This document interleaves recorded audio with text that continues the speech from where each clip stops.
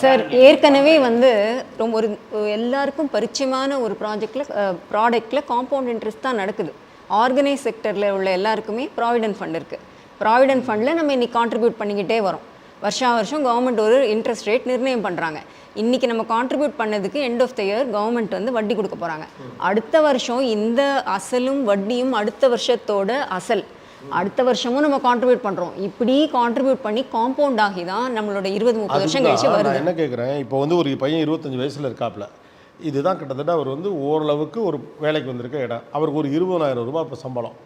அவர் மாதம் 1000 ரூபாய் எடுத்து வைக்கிறார்.